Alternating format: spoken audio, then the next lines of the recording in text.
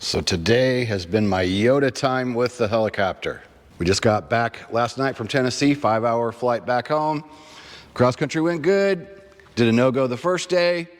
Probably should have done a no-go the second day because we got beat around pretty good in the wind on the way home. If I had to do it over again, I'd have picked no-go number 2. But we made it here safe and sound and the aircraft's inside. So when I parked last night, when I left, it was late, I was tired. I checked the floor, took a picture, make sure that there was nothing dripping, because I thought that way overnight I could see what's there when I come in the next day. And I'll talk more on that about a minute. So I came in today, thought Heather was going to stay home and recuperate. I thought, I'm going to come in and just have some Yoda time. So I just come in, I thought, all right, we flew 5 hours home. It just was overhauled. They did a bunch of test flying, a bunch of tracking on the rotor system because a lot of control rods got replaced. So I have total faith in the guys that did the work. They did a great job. I flew with their test pilot. I'm new to the aircraft, flew it 5 hours home. So I thought first thing when I come in today, make one big walk around and just start, learning the little nuances, looking for any kind of little chips in the paint or anything, any dents, any dings. Notated this down here. There's a little bit of a gouge in there I'm going to take a picture of so I know over time if that changes, tail boom gets too low at some point. But the first walk around was just, okay, let's walk around. Take a general overall view. How's it looking? How's it sitting? And I did notice right off the bat there was a little bit of oil underneath, which I have some floor dry on there now. Nothing to be concerned about. I grabbed the creeper, got underneath, checked a little bit of oil, took pictures of a little bit of seepage here and there. Totally normal with an overhaul and a flight 5 hours back home. Don't think there's anything to worry about there at all. But however, I went and got some kitty litter, and when I take this out to fly, we'll clean the floor up, so when we come back in, we can keep an eyeball on it. So really happy there. So my first thing I did, one great big walk around. I thought, okay, let's take a look, see how it looks. Everything looks good. So I had the 5 hours with it. But again, all cross country, some landings for some fuel, and that was it. So after the first time around, then I thought, okay, let's do really detailed. Let's just start looking at the nuts and bolts and screws and door hinges. Started opening up all the panels. I opened each panel, took a look inside, checked all the fluid levels. Fluid levels all looked good. Didn't see anything dripping anywhere up here. So again, I wasn't super concerned about the little bit of oil on the floor because there was nothing obvious inside. And went down, started grabbing stuff, right? On a pre-flight, that's what you should be doing. Touching things, how does it feel? So I went around grabbing things, grabbing it with my hand, just checking, taking a closer inspection, looking for any little nicks or anything. And I'm gonna take pictures of that stuff. There's only a few little, nick here or there. Things have been touched up, it's an overhauled aircraft. But of course, looking really, really good. So again, the second time around, grabbing everything, grabbing all the links, checking the blades, getting a really good look at everything, grabbing stuff, getting your hand on it. Same thing, came around to this side, and I'll have to figure out how to keep that nice and clean. That's always a problem with the exhaust on the back. Opened up this side, checked the oil. Used just a little bit of oil coming home, which I think for a fresh engine with a 5-hour trip home, I think it was right where it should be. I'm going to keep real good close track of that. So then, after I inspected all the panels, looked at everything, then I climbed in the aircraft. I thought, you know what, we'll start over here because we brought home oil with us, brought a case of oil because we're running the special oil for a fresh engine. Got that out, and oh yeah, let me mention, we got the easy wheels. I battled last summer when we had an aircraft here, and it was a complete nightmare moving that thing in and out, like beyond belief nightmare. And the owner couldn't seem to get his act together and figure out how to get a good set of wheels and get things fixed on it. So anyway, got that stuff out, got the oil out, had a couple water bottles in there, made sure everything was cleaned up, make sure the seat belts were latched back in. Took a good look inside the aircraft, new interior, so everything's looking real good. I started with the back, and then I thought, crawl inside. Get inside and check it out. So I crawled in, sat down, just started re-familiarizing myself with absolutely everything in the aircraft, just looking things over. Again, I don't expect any problems. But, why not make sure you know what every button is, every switch is, make sure everything's working. I was really happy with the flight home, other than, you know, it being pretty windy. So I want to go fly today. However, it's gusty again today, and I thought, you know what, I proved I can fly in the wind. So I'm going to wait. Maybe my daughter will want to go up this evening, and I'm just going to go fly for a couple hours, go out, do all the maneuvers, do some autos. You know, I got my flight review in Florida with Straight Up Aviation, flew with Gavin, and I flew about 10 hours that month down there because some of the Hogs members wanted to jump in and fly with me. So I got freshened up at that point, but been a couple months, right? So I flew with the test pilot again, like I said yesterday morning. That flight went good, just making sure I felt good with everything. And we came home. So after the first big go around, second go around, then getting in and looking inside each area, I went over and sat down and went through the Hogs R-44 specific section inside Helicopter Land Ground School. And that was actually pretty cool. I made those videos in 2016. And I actually learned from myself, believe it or not. I'm gonna put a link down below too. We offer that as a separate deal now. You can get just that R-44 section by itself without becoming a member for a one-time price. I'll put the link below the video. That price will go up because now that we have this dude sitting here, I'm of course going to update that course. And when I update that all with fresh videos, price will have to go up. It's just the way it works. And considering it's, you know, everything in our world has doubled. So anyway, so I went through my own videos and I was really happy when I went through because I'm like, ooh, I kind of forgot about that. So I had some good ideas on some things that I had forgot about over time, right? Some things to look at. So then I came over, refreshed my memory again, and then I got in here. And again, expecting everything to be right, but you just got to be careful, right? So I came in, grabbed the registration certificate and airworthiness, took a look at them. Nice, clean, everything's in order, exactly where it should be. And then I grabbed the POH. So I took the POH out, went over, sat down at my desk and just, you know, went through the POH, looking for things that I may have forgotten about. And it's kind of funny, right? Like a lot of the stuff you learn, it comes back to you. But then sometimes you might read something and go, oh, good thing I went through that.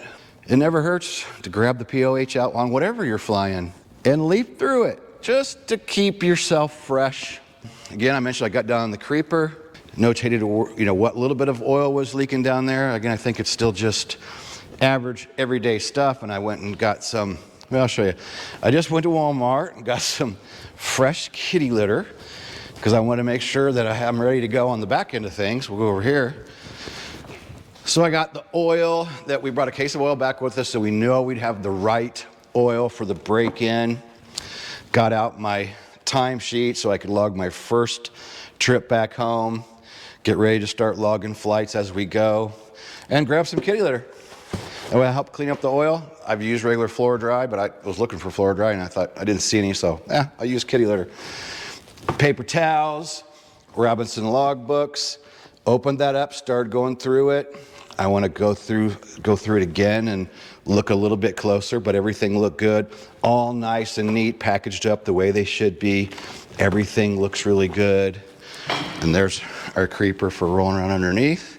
And then, after I did all that, then I thought, don't be lazy, grab the ladder, and I just brought it around, and I started over here on this side, set the ladder up, and I just went to the tip of the blade right here.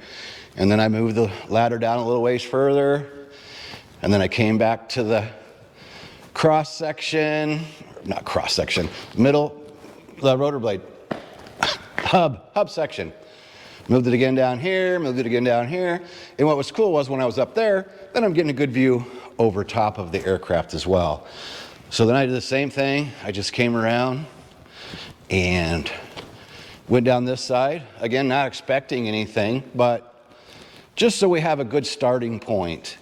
You know, I have a good, documentation right here with this video. The more documentation, the better, right? Not foreseeing any problem, but just protects everybody if you spend the time, take a really good look. And what else did I do? Check the lights, made sure all the lights were working. Jumped online, ordered a couple mounts for GoPros. For one, I didn't know they even made this, but it's kind of cool. It goes on the the ball underneath the front of the helicopter. So you can mount a GoPro right there, and then I'll make sure it's nice and safe. We're not going to scratch or dent anything, but got those on order. Now I'm probably going to start setting my cameras up on the inside. However, I'm going to wait because I want to go do that first flight where I can go become one with the aircraft, you know? Laugh, go ahead. It's silly, but that's just what I thought. You know what? Heather stayed home. Instead of just rushing out and trying to fly, take some time, get set up, really learn the aircraft, and just feel really, really good about it. Again, I'm happy with it, happy with the way it flies. I was really happy with the way it starts. Starts good cold. Started great at each time we stopped for fuel. Boom, fired right up. I'm excited. So hopefully the wind dies down tonight. I'll go do my first flight, and then we're going to start shooting some fresh videos for hogs, which every so often we've tried to update videos, and I've had helicopters in and out, and it's all great. But now we've got one here that we can start doing our flight training. We have one final approach customer booked for August, and some other people that want to come fly. So I thought, you know what, just spend the time now by myself. Got another, have what I'm going to call kind of an intern coming in that wants to help me learn about filming and editing and all that stuff, and that's going to be a big help so that I can speed up editing, and because I'm going to have somebody that's going to take care of making sure cameras are ready, cameras are charged, help me download, organize files, and even help edit a little bit so it can speed up the process when we're cranking out fresh videos for hogs. So exciting stuff. Took a long time, and I will say this was months of planning. Been thinking about this since last fall. So I've done tons of math on what I need to do and how I need to do it. This wasn't a spur of the moment thing. I've had a lot of time and effort in getting ready for this endeavor. So we are Helicopter Land Ground School. Gonna have lots of fresh content coming. We'll put the link down below for helicopterground.com. I'll put a link for the R-44 specific section if you want to grab that at the, what I think is still a pretty darn good price, because I used it this morning. And I've been planning that for a couple of years. If I ever get a hold of an R-44, I'm going to go through my own videos just to see how the course looks, and I can update that stuff. But it was still good content to go in and, as silly as it sounds, learn from myself. I can't stand listening to myself or watching myself in videos. It's difficult. It's very, very difficult, but I forced myself to do it. And I was pretty happy by the time I was done. So we were going to do this great big smoke and mirror show with fancy lights and stuff to announce the helicopter. And we can still do that, of course, but I thought, you know what? A lot of time and energy and effort went into this. Really proud of it. And I thought, you know what? I want to do kind of a laid back video. And as we kind of set up our flight training process, I'm just going to use the different things I've learned over the years, different schools I've flown at. I've seen a lot of different things and heard a lot of things, and I learned some good stuff from one of the first flight schools I worked at full time. And I'll tell you, one little tip, and then I'll hit this again in another video, because I'm going to do a series of videos as we kind of get rolling. I think it'll just be fun. One of the first places I worked at as a full-time CFI, this man and woman owned the company, and she made very clear to me when I got out of the helicopter, every seatbelt better be put in its place. Everything better be cleaned up, no water bottles. Put everything back to where it belongs, right? And she was a super stickler about that. And I'm glad she did, right? Because now I do that all these years later. It just looks presentable. And that way when you get out, if you clean everything up, the next person that goes to fly, whether you own your own, you're coming back to your own aircraft, or it's a rental aircraft, by taking the time to put everything back the way it should be, pick up your water bottles, pick up your trash. You know, I've told a story many times. I did an intro for a guy, and I'm telling him at the end of the flight, I'm like, okay, when we get done, you know, we make sure we latch the seatbelts, we put everything back the way it should be, so that if the FAA happens to come walking up, wants to do a ramp check, you've got your documents in order. Everything looks nice and neat in the aircraft. Aircraft's clean. You look like you got your act together. And I swear, he walks away, and then I was mounting a GoPro on the end of the rotor blade. This was, God, 12 years ago. And this dude walks up. Hey, what you doing there? What are you doing with that rotor blade? And I'm like, oh, I'm just mounting a camera up here so I can spin the rotor blade and get kind of a cool look. And he was like, oh, well, hey, I'm so-and-so with the FAA. And starts hammering me with a ramp check, right? Everything went good, but at the end, then he kind of changed tune and went, well, you know, I had to put my FAA hat on at first, but then we kind of stood, and after he was done with his ramp inspection, he was chit-chatting, he was a nice guy, and he's like, sorry for being so intense, but, you know, he was new, right? And he played the game, but I played the game as well too, right? Because I had just buttoned everything up, and I'd even checked the fuel. This happened to me in an Instrum, and I had just even checked the fuel. So I knew exactly what was in my tank, and I was explaining that to the new student. So when this guy walks up, yeah, everything's in order, everything's put away. He knew I just got done flying. I could tell him exactly how many gallons were in the tank.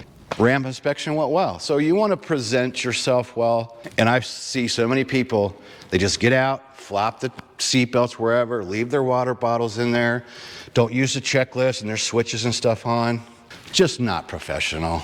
It's really just not the way to do it. All right, so stay tuned for more videos and more stuff to come. Super exciting. So put a link down below for helicopterground.com. Text or call Heather at 574-767-1797 if you have any questions about ground school, because she can take care of you. She's been with me over 5 years now. So Heather knows the lingo. She understands. And Heather's in charge of taking care of setting up people with flight training. So we are developing a few packages very similar to what we had before. We're going to do something with the final approach course, making a little adjustment to that. When we did that last year, we're doing 3 flights a day, prepping somebody for a check ride. And 3 is just a lot. And I've decided this time around, if we do it, we're going to do like 2 hours each day. If you need 4 days to get ready and then take a check ride, it's going to be come in, pre-flight, talk, discuss what you're going to do, go fly an hour, take a break. We'll have lunch on the charcoal grill. Talk about the second flight, pre-flight again, get fuel, do what we got to do, go fly, come back, sit down, fill out logbooks, debrief. That pretty quickly turns into a 6-hour day for 2 flights. Not saying we couldn't do a third, but just what we did last year, I think a person really walks away feeling really good after about a 6-hour day and 2 flights. And again, can go longer. And the other thing we're going to do this time around, we weren't really trying to do before, was flight building. So we're coming up with some numbers for flight training, like if you need to build time for, you need 5 hours in the air, in an R-44 specifically, or you need 10 hours because you need 25 so that you can teach in it. Whatever the case is, we're going to offer some actual packages where you can just buy a block of time.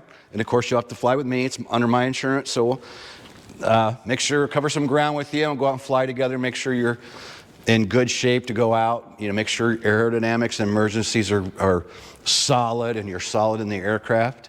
And what else? And then we're going to have some like a day package where you just want to come and experience the R-44. We're just putting a 1-day rate on that, because if you want to fly twice, you really take about 6 hours of instructor time by the time you do a meet and greet and you go and you look at the aircraft. And if you do a proper pre-flight, push it out, get fuel, go fly, come back. Kind of the same thing I mentioned with FAC. Have a nice meal, take a break, shoot the breeze a little bit. The same thing, go out and fly again. Doing everything right, doing it all by the book, do another hour flight, get done, sit down, talk about what you did, debrief the flight, sign log books. So we're going to offer like a daily rate. Hey, I just want to come for a day. Sure, I want to go for, we'll do the 6-hour day with 2 flights. So that's what we're going to be putting together, and we'll release when we do our big unveiling. But I felt like just grabbing the camera and saying, let's just show everybody what's up. I like it. So all that info's down below. We'll see you in the next video. Peace out.